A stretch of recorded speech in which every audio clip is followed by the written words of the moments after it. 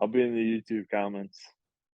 If anyone wants to have a little discussion about anything or has any questions. David, thanks so much again for joining me on yet another short notice, but it was so nice. We had to do it twice. Um, so it's it's late.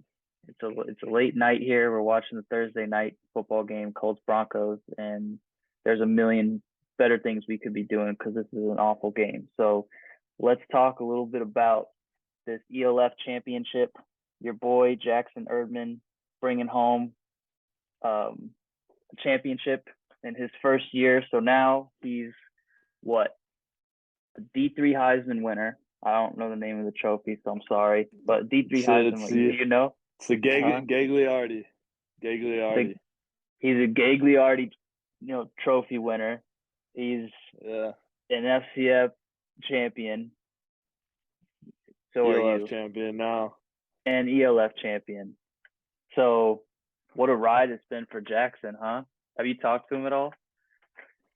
Yeah, I've talked to him here and there pretty briefly just because he's been busy.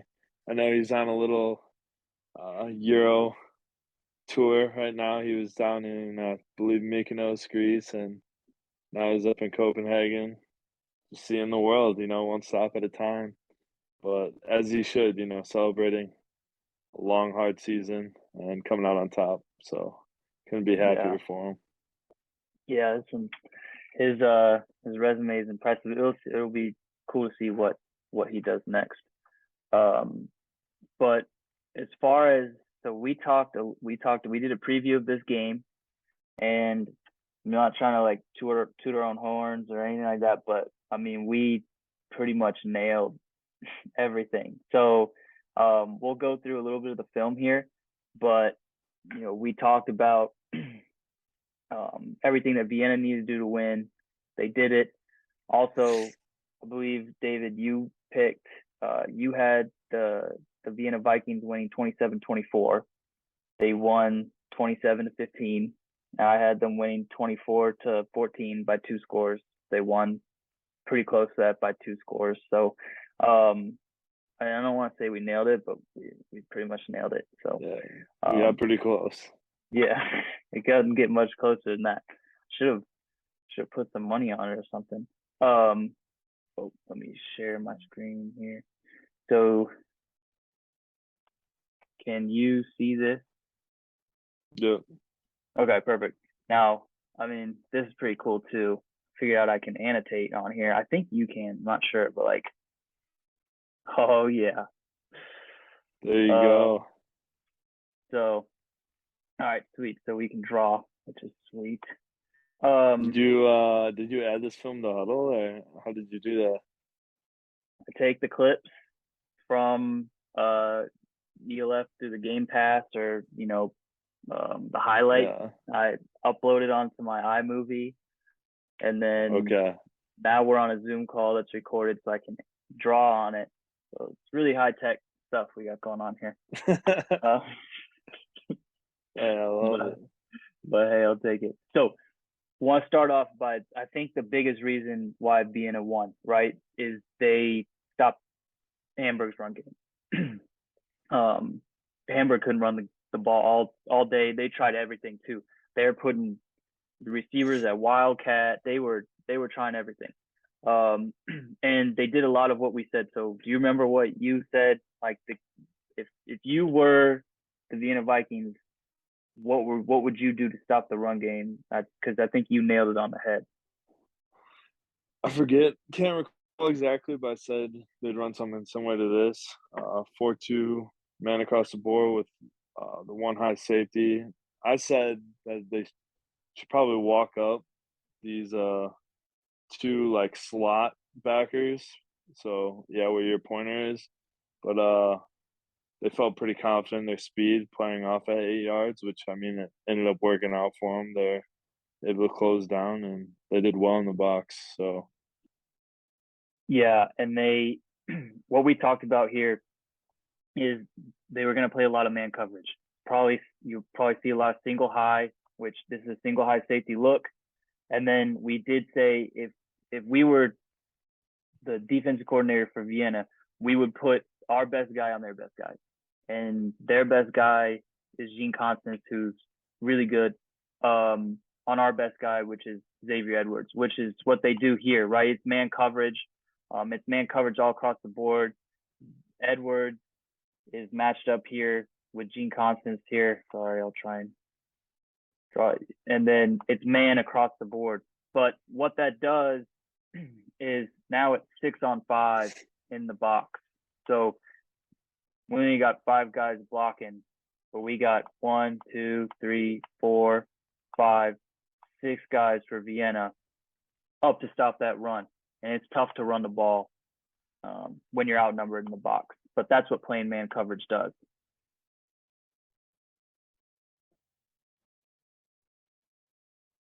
So here's later in the second quarter, you'll see what I'm talking about here. They have a receiver at quarterback. They try and mix it up, go a little bit of wildcat, try and get a little bit of electricity going for that run game that has done nothing up to this point.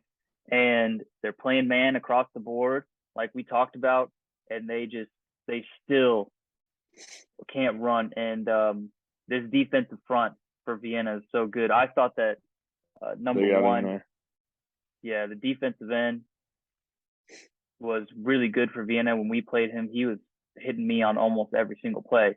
But you definitely can't just not block him, right? I mean, he's never had an easier tackle in his life, but right. Yeah, I think that's Jordan playing quarterback. He played quarterback in college as well, so not too unfamiliar for him running like the wildcat / like he could probably quarterback as well on top of that. But I can see why they wanted to get to a more dynamic look. Yeah, they're trying everything here to just get that run game going. We talked about too how much of an impact Xavier Edwards has on special teams. He's taken back a couple this season, and this is the opening kickoff of the game. And after this, I honestly don't know why you'd keep kicking to him. But what people don't understand, David, maybe you can kind of talk about that, but how huge it is to get a big return like this.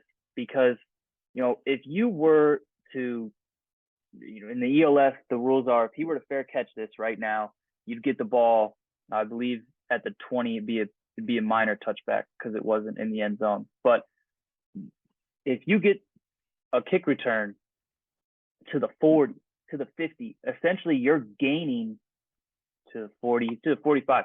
You're gaining 2 first downs here, which is huge. Right? I mean, one big play after this, and you already flipped the field. So whether you're in field goal range or not, regardless, you flip the field, and that helps an overall position for the rest of the game, or rest of the half at least. Yep. And this is later. This is in the fourth quarter. Again, why are you kicking this, man? The football.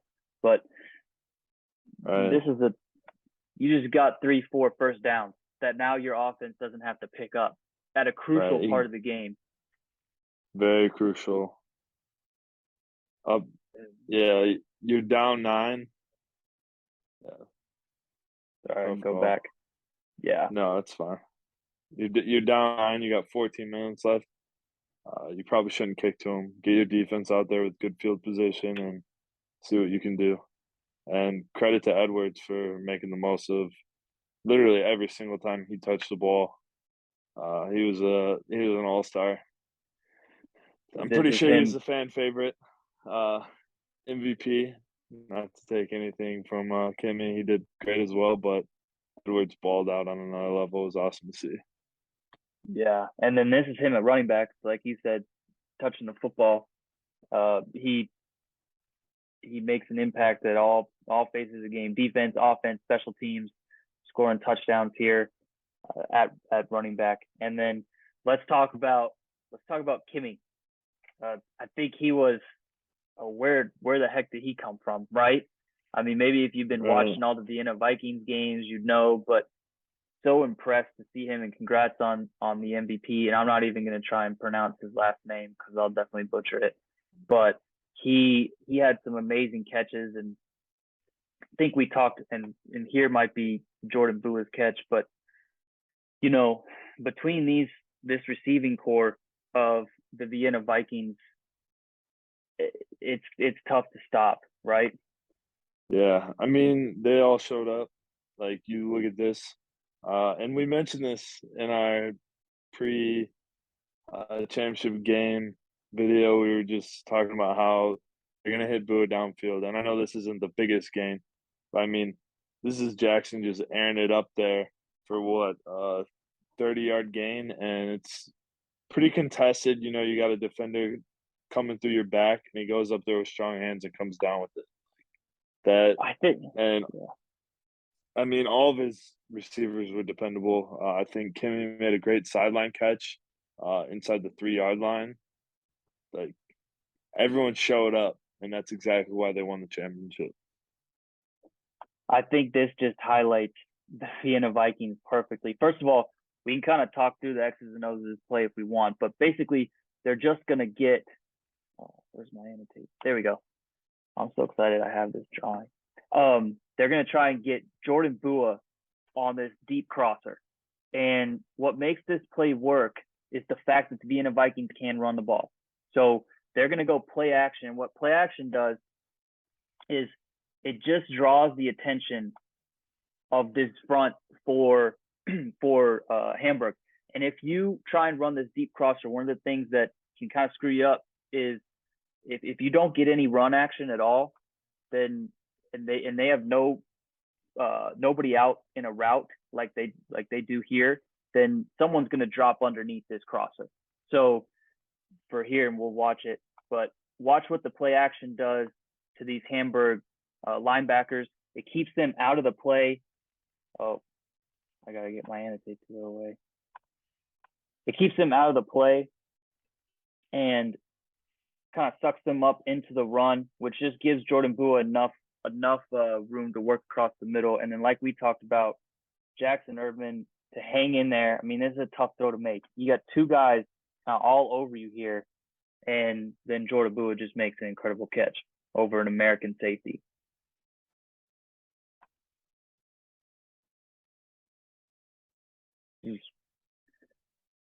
Fun football to watch. And then we can talk about Kimmy. Like you said, I think this is the play you're talking about here, where I mean, this is just making a play for your quarterback. Is this the one? Or are you talking about? No, I mean, that's a spectacular catch. I think it's actually the next one, but I mean, even this, it's downfield and you're laying out for it. Like, it's just spectacular catch 99 on Madden for that one. Like, he must have had a game boost or something. But what a game to kind of make a name for yourself in the championship game, right? I mean, 100%. Happy for him, and he just had a great Literally game. leaving it all out there. I noticed while watching the game, like he was down in pain, and that's not a hard shot to take, or an easy shot to take from the ground for those big dives. Talk about how much that hurt too, because it looks like the point when you kind of land on the football, that's the worst. Oh yeah, it's a nice little gut shot. Feels like someone uppercut you. Yeah, definitely got the wind knocked out of you a little bit there. But honestly, maybe one of the biggest plays of the game that's underrated. But this is a 4th and 9. I mean, this is a huge call for Vienna to go for it instead of kicking a field goal. Or I guess you're kind of in that weird spot of the field, right? Do you kick a field goal? Do you punt? Do you go for it? Kind of do whatever. But 4th and 9, that's hard to convert. And so Hamburg is in man coverage here. Like we talked about, you can look, everyone's eyes are on their man. It's a single high safety look. And Kimmy is just going to make a play here. And it's less about the catch and more about the route. Watch how he sticks. He's running essentially an outbreaking, a corner route, sideline route from a condensed split here up top. You see him up here. But watch this route and the way he sticks it at the top. I mean, that's a great route to convert on 4th and 9. Now all of a sudden you can kind of put the game away here with a score. So right. Super impressed with him. I mean, it looks like Jackson trusted him all the way. As soon as he gets the ball, he's looking at him to finish that route and get open. Boop. He knows. As easy can be, dude. This is, I believe this is the same corner that he caught that deep ball on, but it's like they finally kind of about halfway through the game, it looked like on offense they found. Offense is so much about matchups, and when you find a matchup you like, keep going to it until they stop it. So they caught him here again in man coverage, and I mean, watch what this route does to this corner. Watch how when he sticks his foot, this corner has to open up his hips to respect that post, that fade, and then he breaks it to the sideline. I mean, that's a savvy That's route. filthy. That's some prime Antonio Brown route running right there. And then the sideline awareness too here at the. I mean, what a game for him. Happy for him. With the pass touchdown as well. I feel like we have to mention that. The little trick play to start the game. Yep. I don't know if you have that or not. I don't. I wish I did. But yeah. We got to mention it. Kimmy threw a touchdown. Kimmy threw a touchdown. A bunch of receiving yards, some big catches in big spots. So well deserving of the MVP. And it was an awesome game and an awesome season, and I think the ELF is going in the right direction. Talk to me a little bit about next year. I mean, they're obviously expanding the league. They've added a lot of teams, but do you see any of those new teams, Paris, Prague, Munich, Zurich, any of those teams kind of emerging as a contender? Or how do you think next season plays out? I think it's going to be tough because I'm not exactly sure. I think Prague will put together a pretty good team. I think Paris will put together a really good team. Switzerland will put together a good team. I think all of them will be very competitive, and it just comes down to how well the roster meshes with the coaches, the players with the players, and just how things play out. You know, obviously, the Raiders and the Vikings were established, great organizations, and they could kind of just roll into the ELF and be championship contenders. But this next season, it's going to be interesting how it plays out and where players go, players returning home. I know a lot of French players are going to want to go play in Paris. You know, you're going to have a few guys that are going to get better contracts elsewhere, so they're going to continue to play, you know, for Poland or for Istanbul or whatever. But I imagine a bunch of guys are going to return home to where they're from just to play in front of family and friends. I think they added, 8 teams this offseason? They're up to 20 now, or is it 6? I think it's 6. I think it's 18. Yeah. Okay. So, but I mean, they added 6 teams. That's literally 50%. So they would go from right. Yep. Yeah, I mean, there's a lot of teams now, so guys are going to be spreading out, and it's going to be interesting to see how next season goes. And I think it's going to be anyone's game, you know. Yeah, I think the cool thing too, just with the league expanding, is obviously football in Germany is huge, and to see all the teams from other countries starting to build and Right. like the Prague Lions, Paris, Zurich, it'll be cool to truly have a European League of Football. Not that it wasn't, but it was primarily in Germany. And now I feel like it's kind of branching out. And so it'll be really cool to see a Barcelona Dragons play a Prague Lions. You know, it's Milan. as well. It'll be Yeah, really cool you got to see. Yeah. right. They're gonna have a great team down there as well, and I think this year just proves that your for lack of a better word, your national teams. A team that is mostly based around your local talent can be competitive. I mean, Barcelona could beat anyone this year, and they're a phenomenal team, and 90% of their team was Spanish. So um, it's it's gonna be interesting, especially next year when things start to pan out. So Yeah. And I think what do you think? Who do you think is the team to kind of look out for? Like, if you had to put money down on who you think is going to be representing the ELF in the championship, the two teams or one team that you think has a pretty good shot, which one? Which one is it?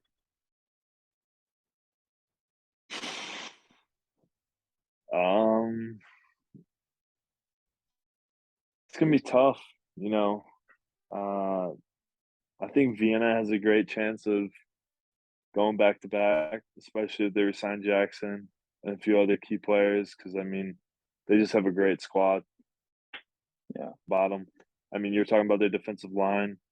Those guys are all great. Those were most of the local guys I know. They had that American linebacker slash DN, but he was injured for most of the year, and they did well with and without his presence. They got a super athletic linebacker core, so I mean, I think that squad is going to be fine for years to come. Innsbruck will be great. I know it's going to be difficult to replace Mr. Shelton, league MVP, but I imagine they're already looking for a replacement. I don't know. It's tough. Like Frankfurt has a great coaching staff. They might come back around. You never know. It'll be interesting to see what happens next with Barcelona.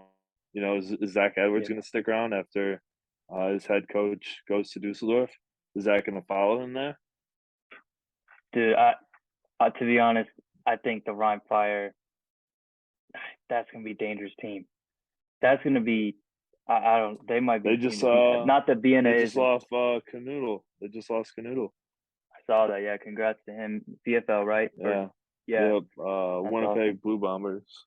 Yeah. So congrats to him.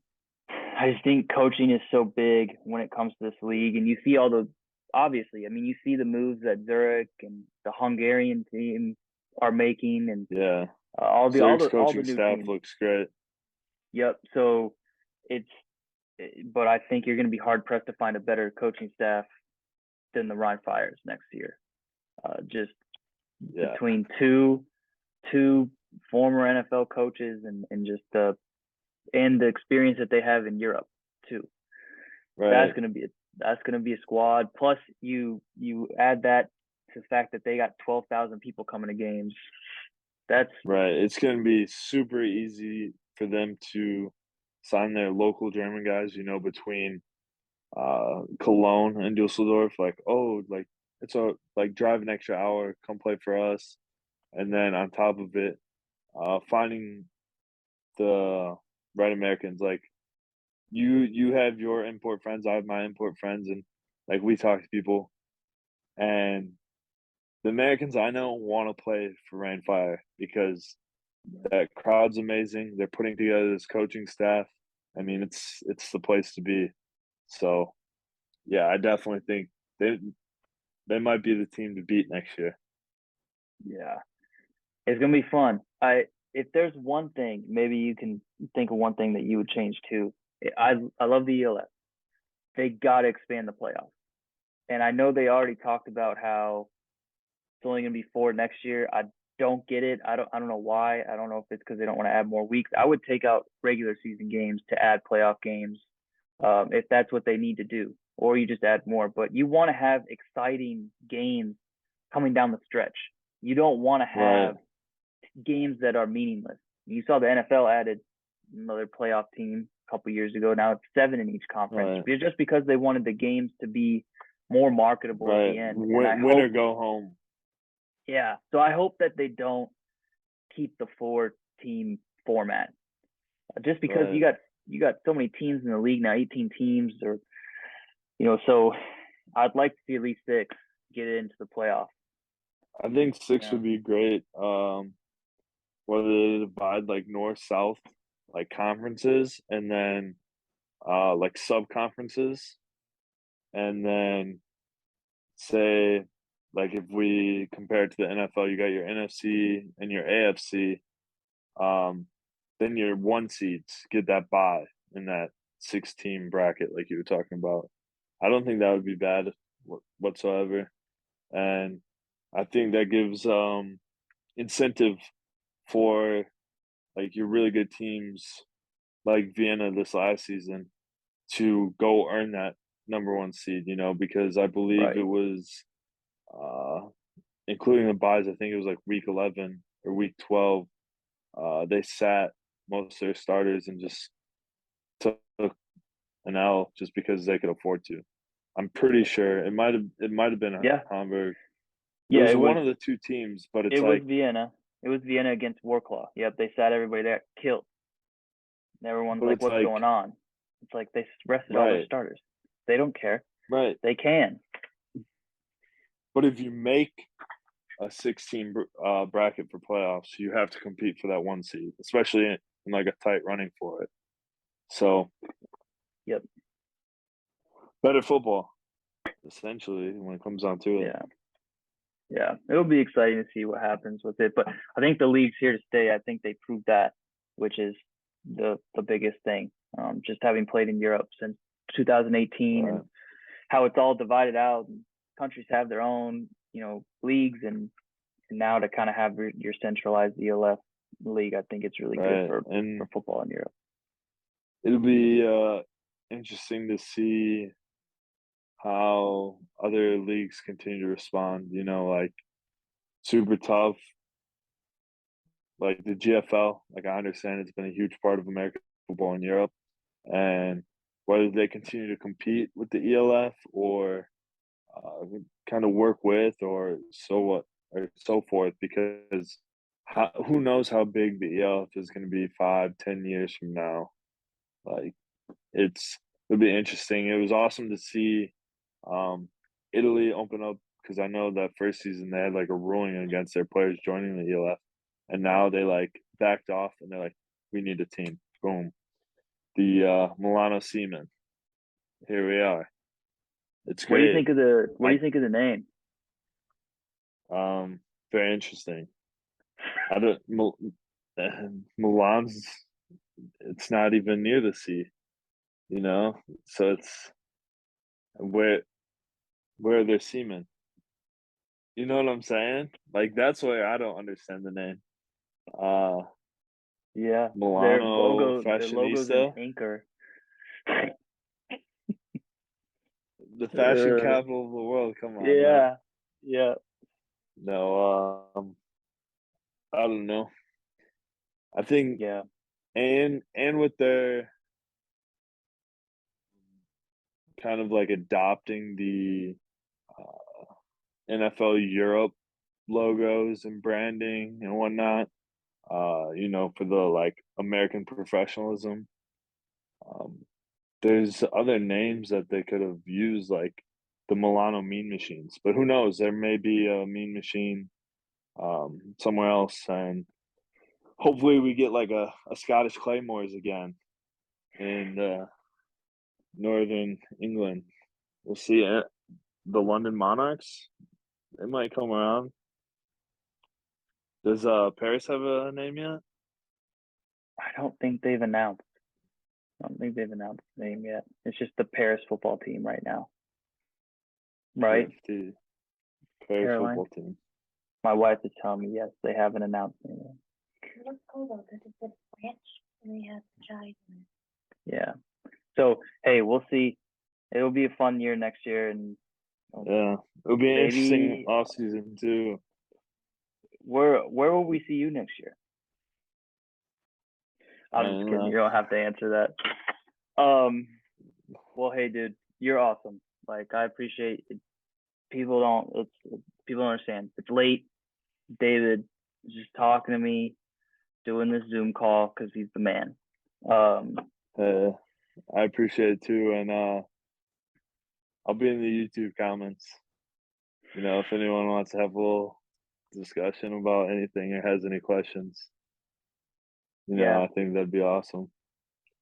I think it's awesome for the people that participate in it. I think there's not enough like teaching outside of like people that actually play football. How much like you have the fans in Europe that like American football, but how much do they get to learn? They're not at practice, they're not in the film room. They enjoy coming to the games, but how much do they get to learn? Right. So I think Right. your channel is awesome, and I hope more people stumble upon it. You just make it so much better, dude. Thank you so much for your input, and Uh, it's a pleasure, and I keep doing this somehow. I know that time is running out on us here, but hey, thank you again, David.